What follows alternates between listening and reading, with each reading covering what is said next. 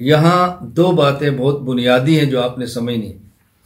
پہلی بات یہ کہ جب ہم نے عقیدہ اور ایمان میں صحابہ کرام رضی اللہ عنہ مجمعین کو معیار سمجھا ہے اور اس میں قرآن کریم کی آیت مبارکہ بطور دلیل کے پیش کی ہے، فَإِنْ آمَنُوا بِمِثْلِ مَا آمَنْتُمْ بِهِ، کہ ایمان ایسا ہو جیسا صحابہ کرام کا۔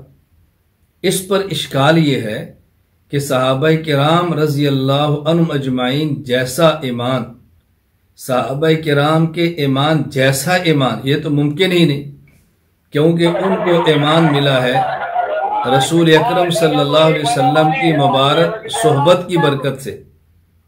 نہ قیامت تک پیدا نبی نے ہونا ہے، نہ پھر پیغمبر کی صحبت ملنی ہے، تو رسول اکرم صلی اللہ علیہ وسلم کی صحبت سے جو ایمان تھا وہ ایمان تو ممکن ہی نہیں ہے۔ تو اللہ تعالیٰ فرما رہے ہیں ایمان ایسا جیسے صحابہ کا تھا، یہ تو ممکن نہیں، تو ایسے ایمان کا مطالبہ کیسے کر دیا جو ممکن نہیں؟ علماء کی زبان میں کہتے ہیں یہ تکلیف مالا یطاق ہے، ایسی چیز کا حکم دینا جو بندے کے اختیار میں نہیں ہے۔ یہ تعلیق بالمحال ہے، یعنی قبولیت ایمان کو ایسی چیز سے معلق کیا جو ناممکن ہے، تو کیسے ہو سکتا ہے؟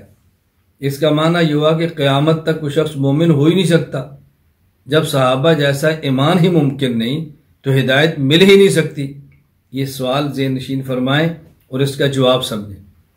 جواب یہ ہے، اللہ تعالیٰ فرماتا ہے فَإِنْ آمَنُوا بِمِثْلِ مَا آمَنْتُمْ بِهِ، یہ مثل اس کی دو قسمیں ہیں۔ ایک ہوتا ہے مثل فی الکم، ایک ہے مثل فی الکیف۔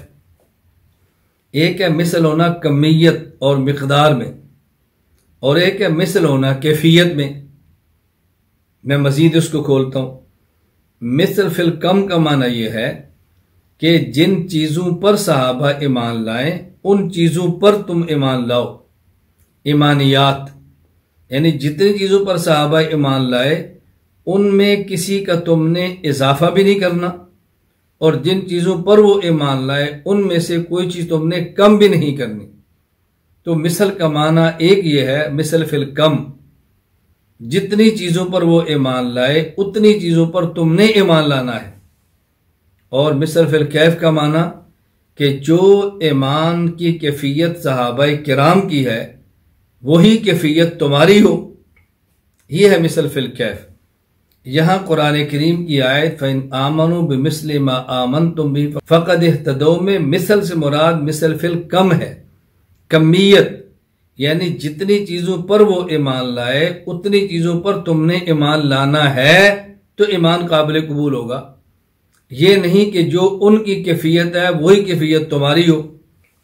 تو جو سوال کر رہا ہے، اشکال کر رہا ہے، وہ یہ سمجھتا ہے کہ یہاں کیفیت مراد ہے، اس لیے الجھن پیدا ہو رہی ہے، جبکہ یہاں کیفیت مراد نہیں، کمیت اور مقدار مراد ہے۔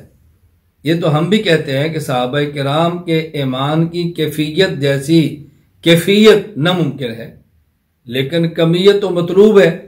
میں اس کو مثال دوں گا تاکہ بات کھلے۔ ایک ہے نمازیں کتنی فرض ہیں، ایک ہے نماز کیسے پڑھنی ہے۔ اب صحابی نے بھی 5 نمازیں فرض سمجھی، ہم بھی 5 سمجھیں گے۔ وہاں بھی وتر واجب ہے، ہمارے بھی وتر واجب ہے، تو گویا دن اور رات میں 5 نمازیں فرض ہیں، فجر، ظہر، عصر، مغرب، عشاء، اور ہم نے بھی 5 یہ فرض سمجھنی ہے۔ اب اس کی جو کیفیت صحابہ کرام کو حاصل تھی وہ کیفیت تو ہمیں نہیں مل سکتی۔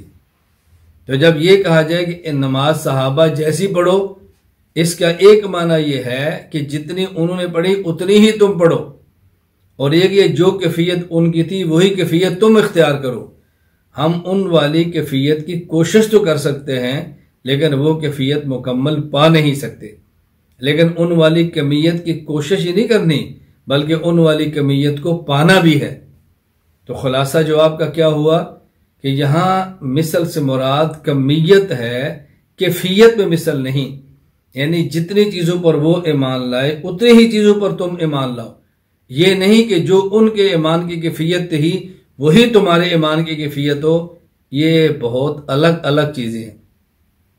اب ایک مسئلہ آپ کو سمجھ آ جانا چاہیے کہ امام حنیفہ رحمہ اللہ جو فرماتے ہیں کہ ایمان نہ بڑھتا ہے نہ کم ہوتا ہے، اس سے مراد ایمانیات ہے کہ ایمانیات میں نہ کمی ہے نہ اضافہ، یعنی اب ایمانیات مکمل ہیں، ہم نہ اس میں کمی کر سکتے ہیں نہ اضافہ کر سکتے ہیں۔